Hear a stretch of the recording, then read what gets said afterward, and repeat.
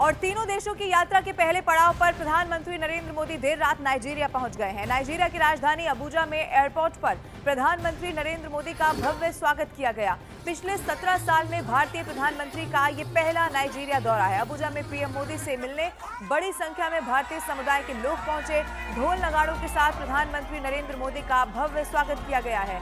PM Modi ने भारतीय समुदाय के लोगों का अभिवादन स्वीकार किया। आज हम लोग सब बहुत एक्साइटेड हैं, मोदी जी आ रहे हैं। We are getting this opportunity, so we want to use this opportunity to see our PM and to cheer up. हम लोग बहुत खुश हैं। मोदी जी हमारे रोल मॉडल हैं एंड हमारा ड्रीम कम ट्रू है मोदी जी को मिलने। This is happening after 17 years. The entire community is so excited to welcome him. Bharat की जो लीडरशिप है वो कितना ज्यादा डिफरेंट सोचती है, डिफरेंट कनेक्शंस हैं। भाई नाइजीरिया जो है it's a completely different world.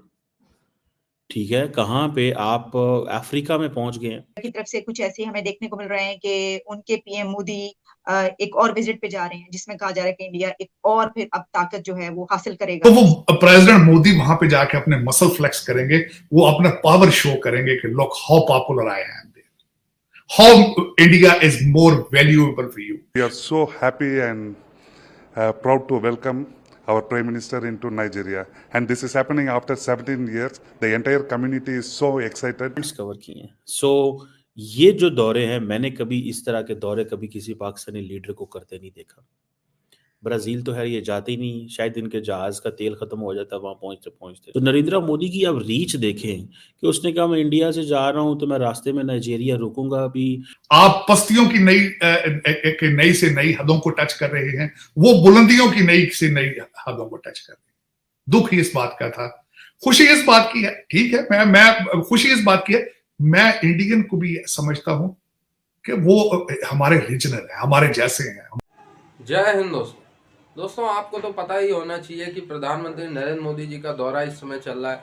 5 दिनों का दौरा है और ब्राजील G20 मीटिंग अटेंड करने, लेकिन अभी नरेंद्र मोदी जी नाइजीरिया पहुंचे और नाइजीरिया में जो भव्य स्वागत ट्रेडिशनल तरीके से हुआ है, रेड कारपेट वेलकम, नाइजीरिया के राष्ट्रपति अपने वाइफ के साथ खुद आए वेलकम करने। और नाइजीरिया के राष्ट्रपति के ही रिलेशन में एक बच्ची थी, उसने प्रधानमंत्री नरेंद्र मोदी जी को आगे बढ़ के स्वागत किया। इसके बाद फिर डांस, नाइजीरिया का जो लोक नृत्य है वो भी नरेंद्र मोदी जी के सामने प्रस्तुत किया गया। यानी जो जो संभव हो सकता था वो किया गया नाइजीरिया की तरफ से। नाइजीरिया में जो भारतीय डायस्पोरा है एक अच्छी खासी तादाद में, लगभग 50,000 से ज़्यादा, ये मैं 2015 के रिपोर्ट्स बता रहा हूँ, तब से रिपोर्ट्स आए नहीं है।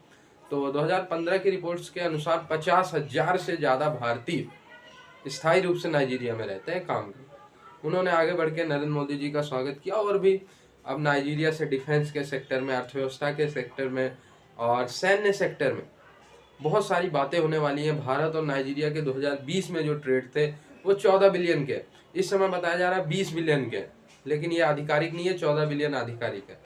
तो पाकिस्तान अफ्रीका में भारत के बढ़ते रिलेशन देख के जला हुआ है। होगा कि भारत की जो लीडरशिप है वो कितना ज्यादा डिफरेंट सोचती है, डिफरेंट कनेक्शंस हैं। आप देखें कि ब्राजील साउथ अमेरिका के अंदर है, गियाना जो है ये दैट इज समवेयर जिसको आप कह लें कि इन साउथ अमेरिका जो है में मौजूद है, नॉर्थ अटलांटिक कोस्ट के ऊपर, ठीक है, दैट इज वेयर रिकॉर्ड। और 2 हो गए, तीसरा नाइजीरिया पे आप आ जाए।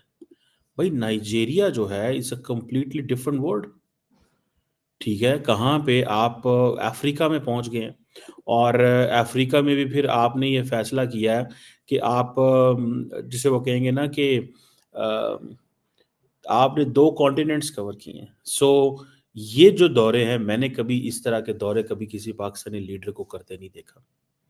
ब्राजील तो है, ये जाते ही नहीं, शायद इनके जहाज का तेल खत्म हो जाता वहां पहुंचते पहुंचते, या ये पहुंच नहीं सकते, या क्या मसला है। इतनी बड़ी इकोनॉमी है साउथ अमेरिका की, यहाँ हमें मना किया गया है कि नहीं तुसा उस पासे नहीं जाना।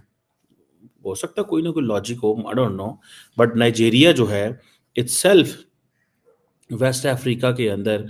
सो नरेंद्र मोदी की अब रीच देखें कि उसने कहा मैं इंडिया से जा रहा हूँ तो मैं रास्ते में नाइजीरिया रुकूंगा अभी, फिर देन मैं फिर साउथ अटलांटिक पे चल पड़ूंगा, ठीक है, एंड देन ब्राज़ील पहुंच जाऊंगा, एंड देन ब्राज़ील से फिर मैं नॉर्थ अटलांटिक में आ जाऊंगा।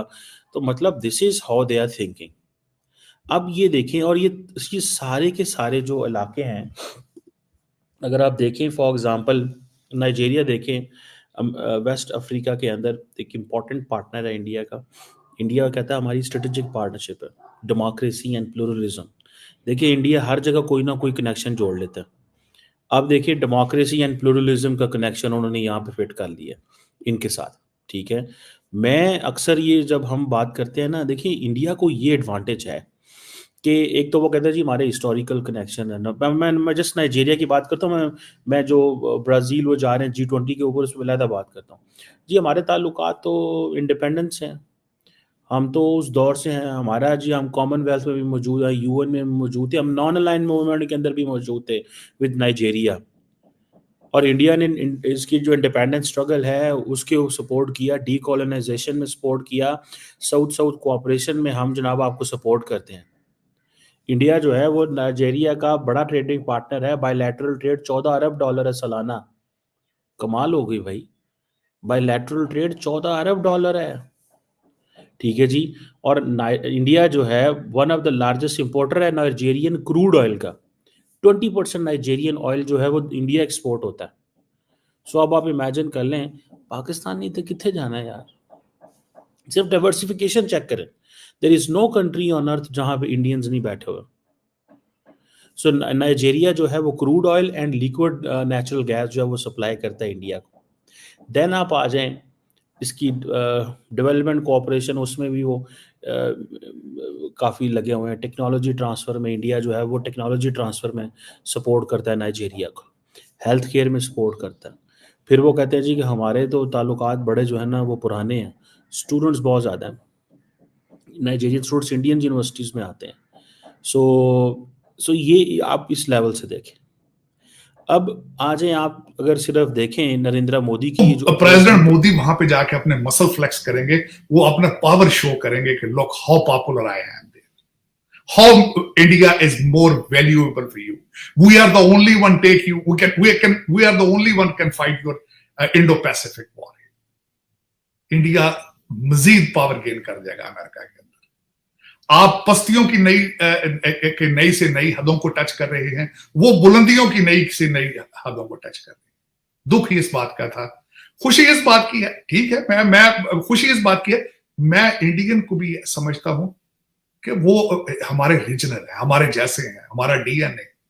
काश, और एक होप रखता हूं कि शायद कभी पाकिस्तान भी उनसे कुछ लर्न करे। ये मेरे लिए अपॉर्चुनिटी, मैं ये समझता हूं शायद कभी कोई एक ऐसा पाकिस्तानी पैदा हो जो भारत के साथ रिलेशनशिप बना के उनसे चीजें सीखने की कोशिश करे, क्योंकि खुद तो कुछ नहीं कर सकते। खुद तो अब हालात ये आ चुके हैं कि अफगानी जो मेरा मतलब जिनको आप पत्थर के जमाने के लोग कहते हैं, अब उन्होंने भी अगले दिन अपने उनका नेशनल बयान आया है कि we are concerned about the situation cross the border. तो जब ये सर्कमस्टांसेस, उसमें आके रोना आता है अपने मुल्क पे, खुशी उन पे होती है कि चले हमारा रीजनल है यार, हमारे जैसे ही हैं, हमारी जुबान बोलते हैं। मैं तो उनको भी भाई कहता हूँ, हमारे भाई हैं वो। तो वो तरक्कियों पे जा रहे हैं, ग्रो कर रहे हैं। कभी हो सकता है पाकिस्तान में कोई ऐसा लीडर पैदा हो जो कहे कि नहीं, वो लर्न फ्रॉम इंडिया एंड वो विल चेंज हर पॉलिसी, बजाय जिहाद वाली साइड से वो हो सकता है डिजिटल पाकिस्तान की तरफ जाना शुरू कर। लेकिन देखिए ये एक दीवाने का ख्वाब है। मेरे जैसा बंदा है वो, मैं हमेशा कोशिश करता हूं कि अपने आप को ऑप्टिमिस्टिक रखने की कोशिश करूं। हालांकि जो गुंजाइश आपने कर दी है, जिस तरीके से आपने अगले दिन किया है कि आपकी एक आला अदालत के अंदर एक मुल्जम इसलिए कह रहा हूं कि अभी इल्जाम है, प्रूव नहीं हुआ, जब उसके लिए फरमाइश की गई है कि मर्सिडीज गाड़ी लाई जाए और जजों के गेट से आ जाए, और उनको देखते ही उनकी खुशी की इंतहा नहीं रही, और उन्होंने सिर्फ आगे होके गले नहीं लगाया, होता है वो भी शायद लगा लेते, और फिर उन्होंने उनके रिहायशगाह का बंदोबस्त किया। उन्होंने कहा कि खाने का बंदोबस्त किया जाए, 10 लोग आके वहां पे मिलें, उनकी दिलजोई की जाए। और मेरे ख्याल में तो मैं वाज शॉक्ड। मैं वो इंसान हूं जो एक वकील का लड़का हूं, एक वकील का भाई हूं, खुद वकील हूं, एक वकील का बाप। आज तक मैंने जिंदगी में अपनी में किसी में जज को ये बिहेव करते नहीं देखा। और जो जमानत दी है, उसने कहा आने वाले जो क्राइम ये कमिट करेगा उनकी भी जमानत है, इसके बच्चों की भी जमानत है।